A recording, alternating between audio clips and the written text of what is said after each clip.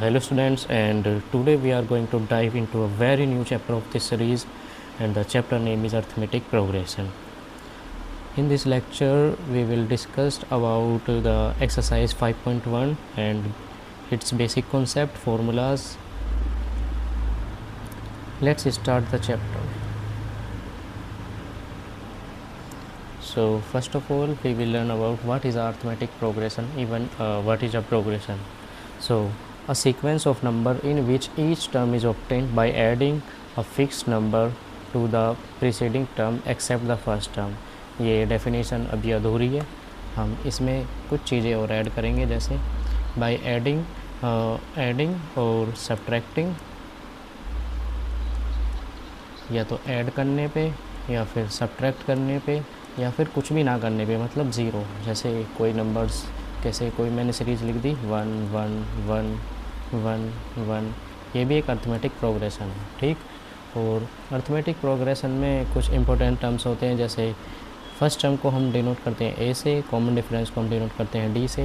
ये तो ऐसे समझ में नहीं आएगा, मैं थोड़ा उससे समझाता हूँ, ठीक। इसका कलर चेंज कर लेते हैं। देखो कोई भी सीरीज़ लिखी है मैंने यहाँ पे, एक मैं सीरीज़ लिख देता हूँ, जैसे 2 4 6 8 10, एंड आप पहले से ही पता लगा लेंगे कि यहाँ पे आगे 12 आने वाला है। तो यहाँ पे सिर्फ 3 डॉट होती है जो आगे हमें इन्फिनिटी तक इंडिकेट करती हैं। तो इनमें एक चीज़ कॉमन है, देखो इन दोनों के बीच में क्या कॉमन है, 2, इन दोनों के बीच में 2, इन दोनों के बीच में 2, इन दोनों के बीच में 2।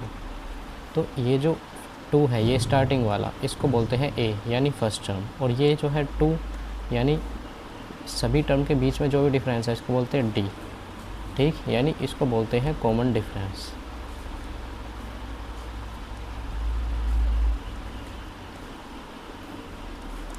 एंड ए जो है इसको बोलते हैं फर्स्ट टर्म, और फर्स्ट टर्म को ही A1 भी बोल देते हैं, आगे हम सीखेंगे, ठीक। मैं एक दो एग्जांपल और ले लेता हूँ, जैसे मैंने यहाँ पे लिखा 1 5 9 13 17। अब आप लोग इसमें देखेंगे कि 1 में मैंने 4 ऐड करे तो 5 आया, 5 में 4 ऐड करा तो 9 आया, 9 में 4 ऐड करा 13 आया, 13 में 4 ऐड करा 17 आया। तो इसमें क्या है, फर्स्ट टर्म क्या है, ये है A1, एंड 4 क्या है, ये है कॉमन डिफरेंस यानी D। और ऐसे ही हम आगे टर्म्स निकालते रहेंगे। 21 में मैं 17 में 4 ऐड करूँगा 21 आएगा, और आगे ही ऐसे ये चलती रहेगी सीरीज़। तो इस एक्सरसाइज में बस हमें इतना ही करना है कि कौन सी सीरीज़ है या कौन सी सीरीज़ नहीं है, ठीक।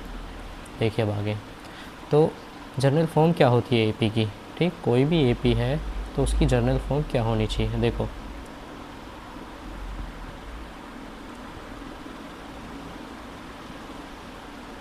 जैसे ये सीरीज़ लिखी हुई है A + D A + 2D A + 3D, इसका मतलब यही तो, अगर मैं A की वैल्यू A की मैं वैल्यू रखता हूँ मैं 1,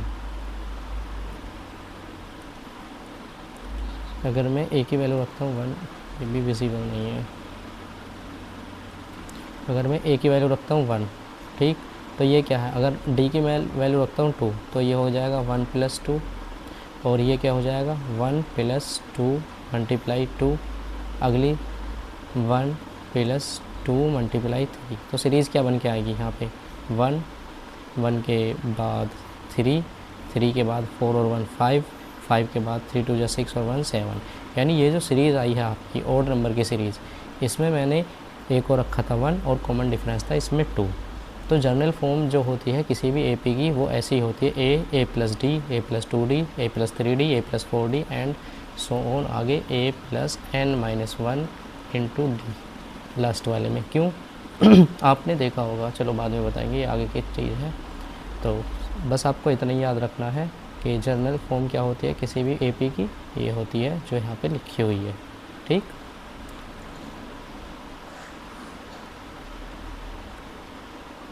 ये यहाँ पे लिखी हुई है। आगे चलिए, तो नेचर ऑफ D, मतलब D का नेचर कैसे हो सकता है। तो नेचर जो है D का आपका वो पॉजिटिव भी हो सकता है, D जो है आपका नेगेटिव भी हो सकता है, और D आपका ज़ीरो भी हो सकता है। मैं एग्जांपल के साथ समझाता हूँ, ठीक। अगर D पॉजिटिव है, हो सकता है ये विजिबल ना हो, अगर डी हमारा पॉजिटिव है। तो मैं एक दो चार मैंने एग्जांपल लिए थे, जैसे आपका 1 2 3 4 5, ये एक सीरीज़ है जिसमें कॉमन डिफरेंस भी 1 है और ये भी 1 है और ये इंक्रीजिंग सीरीज़ है। ठीक, अगर आपको कोई भी सीरीज़ बढ़ती हुई दिखे, यानी अगर उसका पहला टर्म उसके दूसरे टर्म से छोटा है या फिर अगर उसका दूसरा टर्म पहले टर्म से बड़ा है, तो समझ लेना वो इंक्रीजिंग सीरीज़ है और उसमें डी जो होगा आपको पॉजिटिव होगा। अगर बात करेंगे डी की नेगेटिव होने की, अगर मैं यहाँ पे कुछ सीरीज़ लिख दूँ जैसे 8 7 6 5 4 3 2 1 0 -1 -2, अब ये जो सीरीज़ है आपकी ये डिक्रीजिंग सीरीज़ है, ये घट रही है।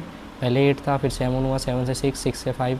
कॉमन डिफरेंस क्या है इसमें कॉमन डिफरेंस है -1 का, यानी अगर हम 8 में -1 ऐड करेंगे तो 7 आएगा। यही तो बात करी गई थी। तो इसमें डी नेगेटिव है। अगर मैं कहूँ डी की वैल्यू 0, तो इसके तो कितने भी एग्जांपल हो सकते हैं। जैसे मैंने लिख दी एक सीरीज़ 1 1 1 1 1 1। अगर मैं कहूँ इसमें कॉमन डिफरेंस क्या है, तो कॉमन डिफरेंस है इसमें 0। मतलब हम किसी भी सीरीज़ में अगर 0 ऐड करेंगे तो वो जो नंबर्स है वो रिपीट होता रहेगा, यानी कोई भी रिपीटिंग सीरीज़, चाहे आप 2 2 ले लीजिए, चाहे आप 3 3 3, कोई भी सीरीज़ ले लीजिए, अगर वो रिपीट हो रही है तो मतलब उसका कॉमन डिफरेंस 0 है। ठीक, आई होप आपको ये समझ में आया होगा। तो पॉजिटिव भी हो सकता है, नेगेटिव भी हो सकता है और 0 भी हो सकता है। कोई भी एपी को अगर मतलब किसी भी सीरीज़ को अगर एपी होना है तो उसके लिए जनरल कंडीशन दी हुई है यहाँ पे, ये दी हुई यहाँ पे, जिसका आपको पता होना चाहिए। ठीक, यानी कोई भी एपी है उसके बीच के टर्म का डबल करेंगे। जैसे मैं एग्जांपल से समझाता हूँ, ऐसे तो आपको समझ में नहीं आने वाला। मैंने यहाँ पे एक एपी लिख दी है आपके लिए, जैसे मैं लिखी थी 1 4 7 10 13 एंड 16। ठीक, देखिए अब मैं कोई भी टर्म ले लेता हूँ, मैं ले लेता हूँ 10। अगर मैं 10 को उठाता हूँ तो इस फॉर्मूले के अकॉर्डिंग तो ये है ए, ये है बी और ये है सी।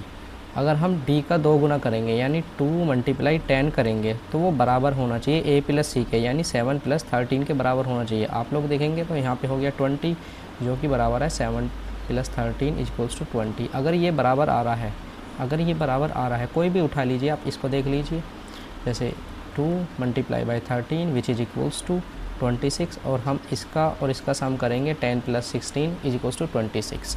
तो ये जो सीरीज़, ये जो मैंने आपको प्रोग्रेशन लिखा है, ये एक अर्थमेटिक प्रोग्रेशन है। ठीक, तो अर्थमेटिक प्रोग्रेशन की डेफिनेशन क्या कहती है, देखो अगर कोई भी 3 नंबर एपी में लिखे हुए हैं a, b, c, तो b की जो वैल्यू होगी ना वो होगी a + c/2। ये कंडीशन होती है वैसे, और इसी 2 को यहाँ पे फॉर्मूले में लिखने के लिए इधर भेज दिया गया है। तो उसका बीच वाला टर्म जो है दोनों उसके प्रीसीडिंग और सक्सेडिंग टर्म का एवरेज होगा, या फिर अपॉन में 2 करके हम करेंगे तो वो होगा। तो चलिए अब आगे देख लेते हैं, थोड़ा सा सोल्ड एग्जांपल देख लेते हैं। हमें एक सीरीज़ दी हुई है, क्या है सीरीज़ दी हुई है 3/2, 1/2, -1/2, -3/2।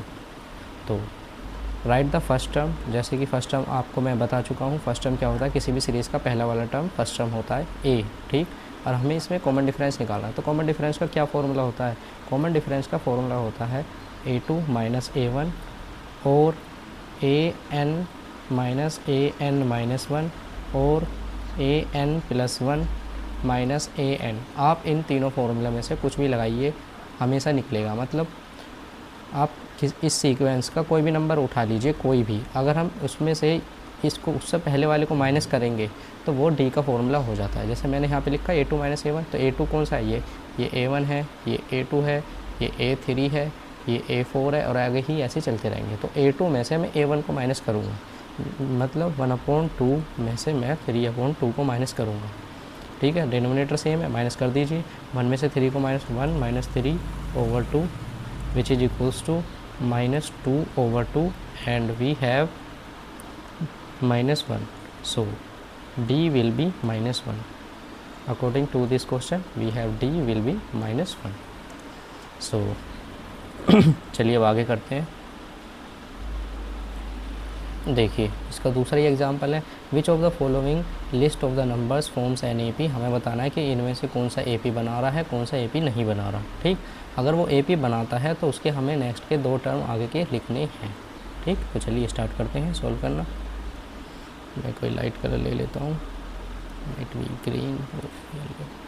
चलिए मैं यहाँ पे एक सीरीज़ लिखी हुई है, यहाँ उसको ही मैं नीचे नोट डाउन कर देता हूँ। 4, 10, 16, 22। अगर आप ऑब्ज़र्व कर पा रहे हैं, क्या देखिए 6 का डिफरेंस, 6 का डिफरेंस, 6 का डिफरेंस। अगर ये डिफरेंस कॉमन आ रहा है, मतलब 4 में 6 ऐड करेंगे 10 आएगा, 10 में 6 ऐड करेंगे 16 आएगा, 16 में 6 ऐड करेंगे 22 आएगा। अगर ये कॉमन आ रहा है तो जाहिर सी बात है कि वो एक ए पी है। फिर भी हम वेरीफाई कर लेते हैं, डी इज इक्वल्स टू, या फिर वेरीफाई कैसे करेंगे, अभी तो फॉर्मूला बताया था। कोई भी एक बी ले लीजिए, जैसे मैं अगर कहूँ इसको ए, इसको मैं कहूँ बी, इसको मैं कहूँ सी, तो b must be equals to a plus c over 2. So we have a equals to 4 and we have c equals to 16. We must divide it by 2. So we have 20 divided by 2 and we have 10 as answer. So b is equals to 10, which is given. So we can prove that it is also an AP. And हमें अब इसके next के 2 term लिखने हैं। अब 22 है तो 22 से आगे क्या आना चाहिए, यानी A1, A2, A3, A4। तो A5 क्या आना चाहिए, A5 आना चाहिए 22 प्लस D। अब D कितना है 6, तो 6 ऐड कर देंगे 28। ऐसे ही A6 कितना आना चाहिए 28 plus 6, which is again equals to 34। अगर आप ऐसे ही A7 निकालना चाहें तो 34 plus 6 which will be equals to 40। Now अब इसको चेक करते हैं। We have a series 1, -1, -3, -5। तो अब अगर हमें इसमें सबसे पहले डिफरेंस निकाला जाए तो क्या होगा, -1 -1 विच इज इक्वल्स टू -2। अगर मैं और भी कोई D2 देखूँ एक बार, -5 -3, then we have -5 plus 3 is equals to -2. we have common difference D is equals to -2। चलिए अब इसको चेक कर लेते हैं क्या ये AP है या नहीं। अगर वैसे तो आप लोगों को यही पता होना चाहिए कि अगर किन्हीं भी 2 या 3 या फिर कितनी भी हम कॉमन डिफरेंस चेक करें, अगर वो सेम आ रहे हैं तो वो एक AP ही है। ठीक है, आगे बताने की ज़रूरत नहीं, लेकिन फिर भी वेरीफाई कर देते हैं इस फॉर्मूले से, B is equals to A + C over 2। तो अगर मैं इसको A, इसको B, इसको C मानता हूँ तो फिर क्या आना चाहिए, तो A क्या है 1 and we have plus -3 over 2 which is equals to 1 - 3 over 2 which will give us -2 over 2 and we cancel 2 by 2 and the answer will be -1 and -1 is B. So we have proved that this is also an arithmetic series and we have to find the next 2 terms. Then we have A5 is equals to -5 and we have to add or subtract the D. Then we have D is equals to -2, so 5 minus 2 will be -7 and A6 will be -7 minus 2 is equals to -9 and A7 will be is equals to -9 minus 2 which is equals to -11. So this is how we prove any series is an arithmetic series. आगे चलते हैं example 3 और 4 पे, मतलब इसी का ही term है, part है ये।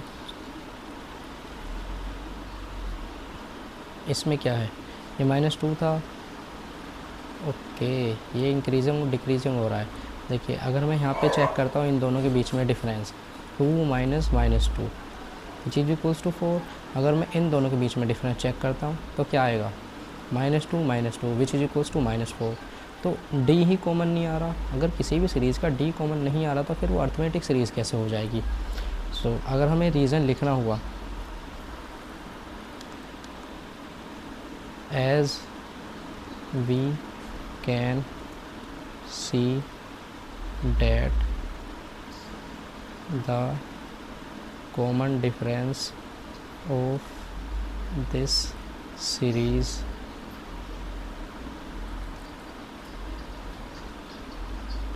is not equal,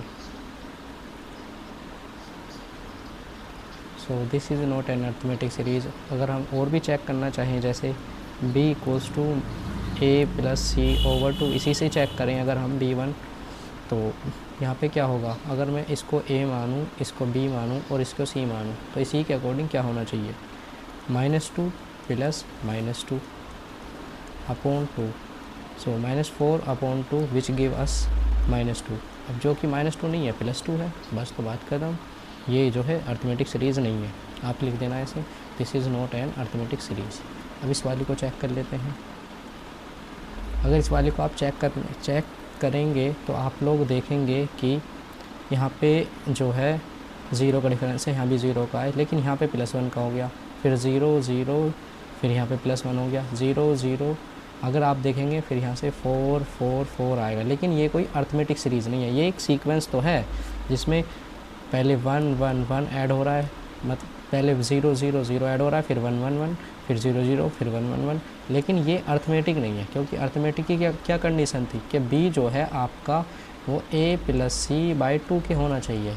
अगर मैं इसको b मानूँ, इसको a मानूँ, इसको c मानूँ, तो क्या होगा फिर 1 + 2/2 which is equals to 3/2 which will be equals to 1.5। इसमें तो 1.5 नहीं दे रखा, ये तो 2 दे रखा, इसीलिए ये भी सीक्वेंस नहीं है, या फिर ये भी अर्थमेटिक प्रोग्रेशन नहीं है। अगर आप लिखना चाहें तो ऐसे लिख देंगे, दिस सीक्वेंस और series is not an arithmetic series. आगे चलिए अब हम सॉल्व करते हैं एक्सरसाइज 5.1। इसमें भी हमें बस ये ही बताना है कि कौन सी सीरीज़ अर्थमेटिक है, कौन सी नहीं है। इसमें कुछ वर्ड प्रॉब्लम दे रखे हैं स्टार्टिंग में ही, चलो तो इनको ही डिकोड कर देते हैं। एक टैक्सी फेयर है, एक टैक्सी फेयर है जिसमें बताना है कि वो क्या करता है, 15 रुपीज़ तो लेता है अपने फ़र्स्ट किलोमीटर के लिए, मतलब 15 रुपीज़ रहेंगे उसके फर्स्ट किलोमीटर के, और फिर हर किलोमीटर पे 8 रुपीज़ ऐड होते रहेंगे। कितने, 8। ठीक, देखने से तो ये लग रहा है, चलो एक बार इसको डिकोड कर लेते हैं। अकॉर्डिंग टू द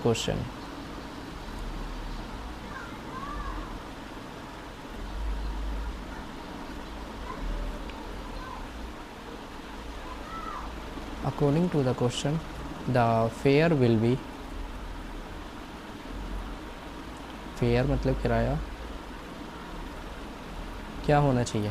देखो अगर मैं बात करूं ऐसे कि कितना होना चाहिए, तो 15 तो है ही, स्टार्टिंग में 15 है, ठीक। फिर उसके बाद नेक्स्ट अगर मैं पहले फर्स्ट किलोमीटर की बात करूं, फिर सेकंड किलोमीटर की बात करूं, तो 15 + 8 होंगे।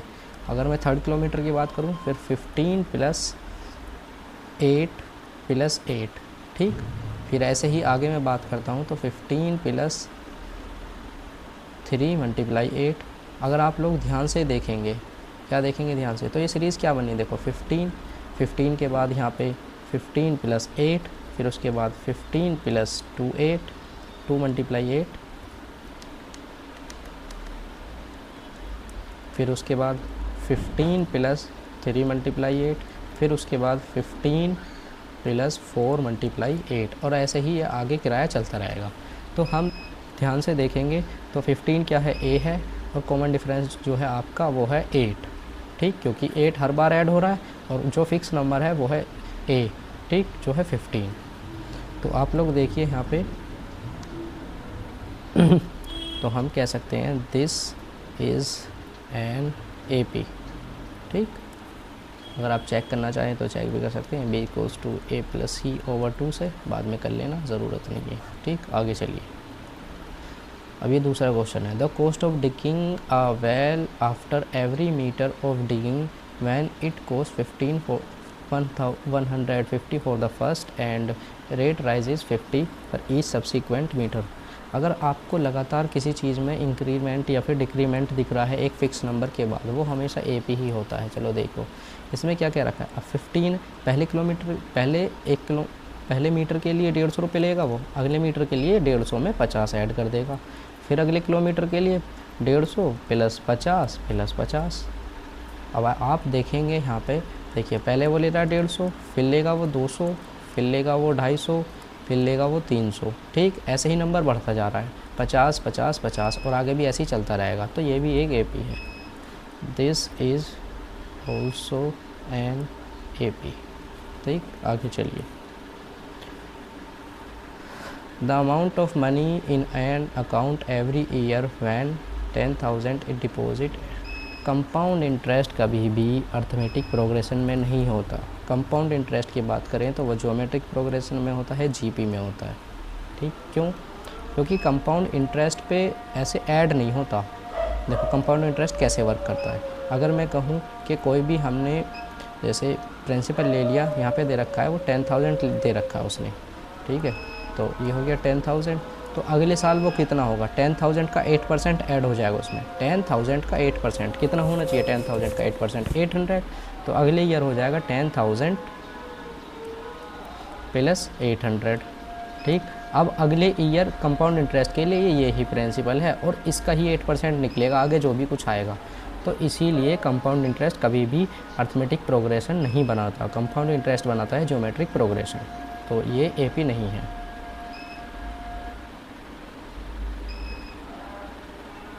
रीज़न आप लिख देंगे, CI ऑलवेज क्रिएट्स और जनरेट्स एन GP, यानी ज्योमेट्रिक प्रोग्रेशन सीरीज़ बनाता है वो।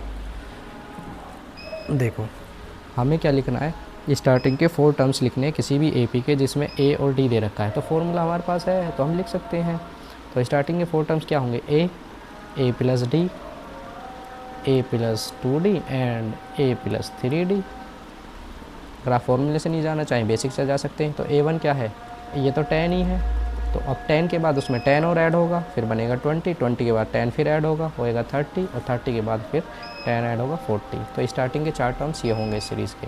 अब इसी सीरीज़ के देखो इसमें D0 दे रखा है तो कुछ नहीं करना, बस A1 बराबर -2, A2 equals to -2, A3 equals to -2, A4 equals to -2। ठीक है, हमेशा -2 ही -2 रहेगा। अब हम तीसरे की बात करेंगे। इसमें A दे रखा है 4, A दिया हुआ है 4 एंड D दिया हुआ है -3। तो चलिए इसके ए पे लिख देते हैं। तो A1 तो हमेशा फर्स्ट टर्म ही रहता है 4 and A2 will be 4 - 3 which equals to -1 and A3 will be -1 - 3 this which is equals to -4 and A4 will be -4 - 3 which is equals to -7। So चलिए अब आगे करते हैं इस क्वेश्चन को ही।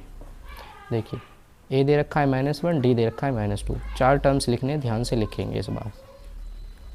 A1 इक्वल्स टू -1, A2 का फॉर्मूला क्या होता है, अगर हम फॉर्मूले से देखें तो A प्लस डी होता है। तो A प्लस डी यानी -1 प्लस 1/2। अगर हम इसको सम करके लिखेंगे तो ये आएगा -1/2। A3 क्या होता है, A प्लस 2D। ठीक, तो A है -1 plus 2 multiply by 1/2 and which give us 0। ठीक, और A4 की बात करें, A4 होता है आपका -1 4, A4 होता है आपका A प्लस 3D, और A प्लस 3D देखा जाए तो -1 प्लस 3/2। अगर हम इसको ऐड करते हैं तो -2 plus 3/2 which is equals to 1/2। तो 4 टर्म्स हो गए, A1 A2 A3 and A4। अब इस वाली सीरीज़ के लिख देते हैं 4 टर्म्स ऐसे ही, जल्दी जल्दी लिख देते हैं।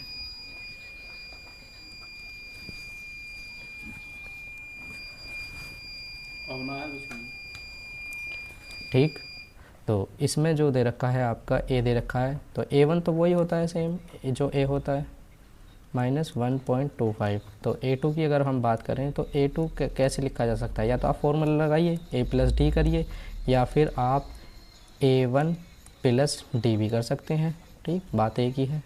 तो मैं वही करता हूँ, -1.25 प्लस अगर मैं डी करूँगा तो 0.25। अगर मैं इसमें ये माइनस का है ये प्लस का है, इसमें ऐड करूँगा तो -1 आएगा जो कि आपका A2 होगा। अगर मैं A3 निकालूँगा तो A2 प्लस डी। ठीक, तो -1 प्लस 0.25 जो हमें मिलेगा माइनस का 0.75। अगर मैं A4 की बात करता हूँ तो A4 क्या होता है, A3 प्लस डी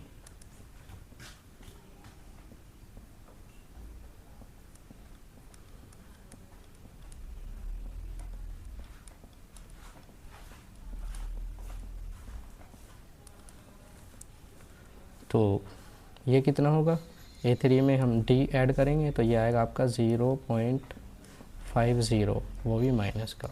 तो A1 A2 A3 और A4 ये हो गए यहाँ पे, ये लिखे हुए यहाँ पे। ठीक, तो चलिए आगे करते हैं इसका।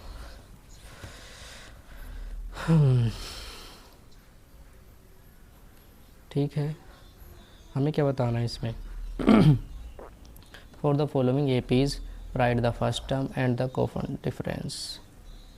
फर्स्ट टर्म और कॉमन डिफरेंस निकालना है। देखो इसका A तो होगा आपका 3 एंड D की बात करें तो D कोई भी ले लो, -3 -1 विच गिव अस -3 + 1 = -2। अगर मैं इसी की बात करूं तो इसका A तो यही है 5, -5 होगा इसका ये। अगर D की बात करी जाए तो -1 माइनस का 5। ठीक, तो ये हो गया -1 + 5 = प्लस का 4। अगर मैं इसकी बात करूं तो A तो 1/3 है, ये A है। अगर माइनस करके फिर से इनका D निकाला जाए तो D होता है आपका A2 - A1। ठीक, जो होता है आपका 5/3 - 1/3, जो आपको देगा 4/3। ठीक, आगे ये लिखा हुआ है। अगर D निकालना है तो 1.7 - 0.6, 17 में से 6 घटाएंगे तो 11 आएगा, यानी 1.1 आएगा। चाहे आप इन दोनों में से निकाल के देख लीजिए, सेम ही आएगा। 3.9 - 2.8, जो आपको मिलेगा 1.1। तो ये चारों हो गए। आगे चलिए, question number 4, which of the following AP अथवा common difference D and 3 more terms भी लिखने हैं। इनमें से कौन सा AP है। अगर AP है तो उसके कॉमन डिफरेंस A सब चीज़ हमें लिखना है। तो चलिए लिख देते हैं। सबसे पहले AP चेक करने के देखो 2 कंडीशन, कोई भी आप नंबर उठाओ उसमें D निकालो। अगर कोई भी दो या 2 से ज़्यादा D कॉमन आ रहे हैं, अगर वो इसी सीक्वेंस में, जैसे मैं इसमें से इसको माइनस करूँ 8 आएगा, इसमें से इसको माइनस करूँ क्या आएगा 4 आएगा, इसमें से इसको माइनस करूँ तो ये आएगा 2। तो ये तो एक सीक्वेंस है, मतलब अर्थमेटिक प्रोग्रेशन नहीं है। क्यों नहीं है, देखो अगर मैं इसको B मानता हूँ, इसको A, इसको C, तो B की कंडीशन क्या कहती है, A + C/2 होना चाहिए। अगर हम कोई भी नंबर को उठाते हैं तो इसके अकॉर्डिंग 2 + 8/2, ये कितना हो गया 10/2 = 5, जो कि 5 नहीं है 4 है। तो ये पहली बात तो ये AP नहीं है, तो इसमें लिख देंगे this is not N AP। तो ये एक AP नहीं है। अगर हम बात इसकी करेंगे तो देखो ये कितना दिया हुआ है 2, ये 2.5, ये 3, ये 3.5। अगर ध्यान से देखा जाए तो ये है 2, ये है 2.5, ये है 3, ये है 3.5। तो ये एक AP है, बेशक ये एक AP है। तो आप चाहें तो देख सकते हैं। अगर मैं इसको B मानता हूँ, इसको A मानता हूँ, इसको C मानता हूँ, तो B के कंडीशन के अकॉर्डिंग A + C/2 B की वैल्यू होनी चाहिए। तो मैं यहाँ पे लिख देता हूँ 2 + 3/2 = 5/2 विच इज इक्वल्स टू 2.5, जो कि B के बराबर है, यानी ये एक AP है। अगर ये एक AP है तो A है इसका आपका 2 और D है इसका आपका 0.5। ठीक, और इसके अगली टर्म्स जो भी होंगे 3 या 4, देखो वहाँ पे कितने लिखा हुआ है 3.5 लिखा हुआ है, तो 3.5 से आगे क्या आएगा 4 के आगे आपका आएगा 4.5 के आगे आएगा आपका 5 के बाद आएगा 5.5, और आगे आप ऐसे ही देख सकते हैं। अब ये वाले पे आ जाओ। अगर मैं इसकी बात करता हूँ तो ये दे रखा है -1.2, ये -3.2, -5.2। तो AP के अकॉर्डिंग क्या होना चाहिए, इसमें से इसको मैं माइनस करूँगा तो देखो -3.2 -1.2, तो ये आएगा -3.2 + 1.2, जो आपको मिलेगा 2। ठीक, अगर मैं इन दोनों में देखूं तो इन दोनों में भी सेम कंडीशन आएगी, आंसर 2 ही आएगा। ठीक है, तो इसका A जो है आपका वो है 1.2 माइनस का, आपका D जो है वो है आपका प्लस का 2, और इसकी आगे की टर्म क्या होनी चाहिए -1.2, -3.2, -5.2। ये -2 ही आएगा। आगे देखूँ तो माइनस के 7.2, आगे देखो तो माइनस के 9.2, और आगे भी ऐसी ये चलती रहेगी सीक्वेंस। चलिए आगे स्टार्ट करते हैं। सेम कंडीशन इनके लिए भी फॉलो होनी है, बताना है कि AP है या नहीं। देखो इसमें 4 ऐड करूँगा और इसमें 4 ऐड करूँगा, फिर इसमें 4 ऐड करूँगा, तो ये एक AP है। AP क्यों है, देखो मैं लेता हूँ -6 जो कि बराबर होगा आपका -10 प्लस -2 ओवर 2k, क्योंकि माइनस के 12 ओवर 2 विच इक्वल्स टू -6, तो -6 इक्वल्स टू -6, तो ये एक AP है। अगर ये एक AP है तो A बराबर होगा इसका -10 और D बराबर होगा इसका +4, एंड सीक्वेंस हमें आगे की सीक्वेंस लिखनी है। तो 2 तो दिया हुआ है, तो नेक्स्ट 4 या 3 टर्म्स विल बी 2 में 4 ऐड करूँगा 6 में 4 ऐड करूँगा 10 में 4 ऐड करूँगा 14 में 4 ऐड करूँगा 18 में 4 ऐड करूँगा 22। ठीक, आगे चलिए।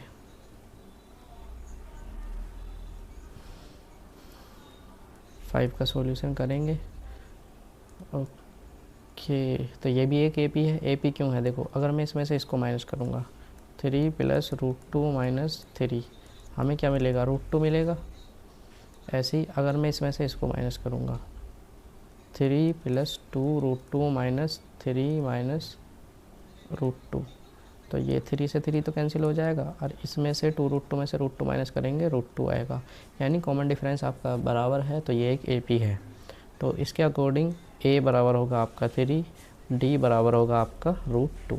ठीक, और इसके आगे की टर्म्स क्या होंगी, देखो सबसे पहले √2 नहीं था, तो दूसरी टर्म में √2 आया, फिर तीसरी में 2 √2, तो चौथी टर्म में क्या आना चाहिए, 3 √2 आएगा। 3 + 3 √2, अगर मैं इसमें से 3 कॉमन भी ले लूँगा, चलो रुकिए मत लीजिए कॉमन, फिर आएगा 3 + 4 √2, फिर आएगा 3 + 5 √2, और फिर आएगा अगर लिखना चाहे तो 3 + 6 √2। चलिए आगे चलिए, अब सॉल्व करते हैं इस वाले को। अरे ये तो AP में नहीं है, क्यों नहीं है, देखो इन दोनों को अगर मैं माइनस करूँगा 22 में से 2 को माइनस करूँगा, अगर मैं पॉइंट वगैरह भूल भी जाऊँ तो 22 में से 2 को माइनस करूँगा 20 आएगा, यानी 0.20 आएगा। अगर मैं इसमें से इसको माइनस करूँगा, देखो 2 2 में से अगर मैं 22 को माइनस करूँगा तो क्या आएगा, 100 आएगा, 200 आएगा ऑब्वियसली। ठीक है, तो इसका आएगा 200, तो AP में नहीं है, तो लिख देंगे यहाँ पे this is not N AP। ठीक, आगे ओके, -4 -4 -4। ठीक है, ये एक AP है, और AP है ये क्यों, क्योंकि ये -4 है, ये भी -4 है, ये भी -4 है, तो इसका A तो लिखा हुआ है 0 है, और D लिखा हुआ है -4, और आगे की टर्म्स जो भी होंगी देखो -16 -20 -24 -28। ठीक, और कंडीशन वगैरह आप चेक कर लेना, फिर A + C करके जो भी है वो होता है कर लेना आगे। ठीक, मैं यहाँ पे देखो -1/2 -1/2, तो ये -1/2 ही है सारा, तो इसमें A बराबर होगा आपका -1/2, D होगा आपका 0, और आगे कितनी भी टर्म्स लिखेंगे वो सारी 1/2 ही आनी है, तो इसमें मुझे बताने की ज़रूरत नहीं होनी चाहिए। ये है 9, देखो ये कैसे काम कर रहा है, अगर मैं ध्यान से देखूँ ये है 1 और ये है, देखो पहले 1, देखो पहले 2 ऐड हुआ, फिर आपका 7 ऐड हुआ, फिर आपका 20 ऐड हुआ, तो ये तो एक AP नहीं है। अगर लेकिन हम ध्यान से देखें, ये 1 का ये 1 है, फिर ये 3 है, 3 का स्क्वायर है, 3 की क्यूब है, ऐसे ये चलता जा रहा है। अगर मैं इसको देखूं तो ये है 3 की पावर 0, अगर देखो ध्यान से देखो, ये है 3 की पावर 0, ये है 3 की पावर 1, ये है 3 की पावर 2, ये है 3 की पावर 3। ये एक AP नहीं है, ये एक GP है। आगे आप पढ़ेंगे GP के बारे में, GP क्या होती है, ठीक, ज्योमेट्रिक प्रोग्रेशन बोलते हैं उसको। तो ये एक AP नहीं है, GP है। ओके, 12 क्वेश्चन थे इसमें। तो ये क्वेश्चन जो है आपके बोर्ड एग्ज़ाम में आए हुए हैं 2016 में, 2019 में और 2023 में। ठीक, तो चलिए इसको देखिए, ये एक AP है। अगर मैं इन दोनों का डिफरेंस देखूं तो A आएगा, इन दोनों का देखूं A आएगा, इन दोनों का देखूं A आएगा। यस, ये एक AP है। ठीक है, तो ये एक AP है, तो इसका A बराबर होगा A के, या फिर A1 बराबर होगा A के। अगर मैं इसकी D की बात करूं तो D है इसका A। ठीक है, क्यों, A ही है, लोग निकाल के देख लीजिए। 2A - A = A, 3A - A, 3A - 2A = A, 4A - 3A = A, तो A ही है। आगे A1D। अब हमें क्या निकालना है, इसके आगे की टर्म निकालना तो निकाल दीजिए ना आपको। क्या होगा, 5A होगा, 6A होगा, 7A होगा, 8A होगा और आगे भी ऐसे ही चलता जाएगा। ठीक, अब ये इसको तो देख के ही पता चल रहा है कि ये एक GP है, AP नहीं है। पहले A हुआ, A2, A की पावर 3, A की पावर 4, तो ये एक GP है, AP नहीं है। अगर मैं इसकी बात करूँ, देखिए ये है √2, ठीक, और ये दे रखा है आपका 2√2, ये दे रखा है आपका 3√2, ये दे रखा है आपका 4√2। ठीक, तो यस ये एक AP है। और AP क्यों है, आप लोग ध्यान से देखिए, 2√2 माइनस √2 विच गिव अस √2। ऐसे ही अगर मैं 3√2 में से 2√2 माइनस करूँगा फिर भी √2 आएगा, तो ये एक AP है। तो इसका फर्स्ट टर्म क्या है, √2 है आपका, और इसका कॉमन डिफरेंस D क्या है, वो भी √2 है। ठीक है, और आगे की टर्म्स जो भी लिखने हैं, जैसे √32 लिख रहा है, ये √32 लिख रहा है, तो ये था 4√2। अगर मैं आगे लिखूँ 5√2, फिर आएगा 6√2, फिर आएगा 7√2 और फिर आएगा 8√2। अगर मैं इसको इसी फॉर्म में लिखूँ तो ये होएगा अंदर 25 यानी √50 आएगा। आगे चल के देखे जाए तो √72 आएगा, और इसको देखा जाए तो 7 7 49, √98 आएगा, और 8 8 64, 64 फिर √128 आएगा। ठीक, आगे चलिए, आगे भी क्वेश्चन हैं। वाह, कितनी बड़ी एक्सरसाइज है ये, छोटे छोटे क्वेश्चन। ऐसे ये √3, ये 2√3, ये 3√3। देखिए ये कितना लिखा हुआ है, ये लिखा हुआ है आपका √3। ये कितना लिखा हुआ है आपका, ये लिखा हुआ है √3। ये नहीं, ये वो नहीं लिखा हुआ, ये AP नहीं है, AP नहीं है, ये GP है। ठीक है, ये लिखा हुआ आपका √3 मल्टीप्लाई बाई √2, ये लिखा हुआ है आपका √3 मल्टीप्लाई बाई √3। तो ये एक AP नहीं है, एक GP है। इसी प्रकार अगर मैं देखूं तो ये भी AP नहीं है, ये भी GP है। GP क्यों है, देखिए ये हो गया 1, ये हो गया 9, ये हो गया 25, इसमें कुछ भी कॉमन नहीं है। अगर मैं इन दोनों को सब्ट्रैक्शन करूँ 16, इन दोनों करूँ 8, ठीक, तो ये AP नहीं है, GP है। इसी प्रकार 1 5 7 ये सब भी, ये 7 की पावर 3 है, 73 नहीं है। देखिए 1 की पावर 2 करेंगे 1 ही आएगा, ये आएगा 25, ये आएगा 7 की 49, और ये भी एक GP है, एक ही AP नहीं है। पर एक बार चेक किया जा सकता है, ये एक AP लग रही है मुझे। देखो इन दोनों का डिफरेंस 24, इन दोनों का डिफरेंस 24, यस ये एक AP है। 24 ऐड हो रहा है इसमें, लिखो तो फिर A बराबर 1, D इक्वल्स टू 24। और आगे देखा जाए तो अगला टर्म क्या होगा, 7 की पावर 3 का, नहीं नहीं नहीं नहीं, ये 7 की पावर 3 नहीं है, मुझे चेक करना पड़ेगा। चलो आप लोग इसको देख लीजिएगा, अगर ये एक कॉमन डिफरेंस 24 है तो फिर ठीक है, नहीं तो कोई बात नहीं। आगे कोई क्वेश्चन नहीं है। चलो आई होप ये आपको लेक्चर समझ में आया होगा। ठीक, thank you so much. So this is the end.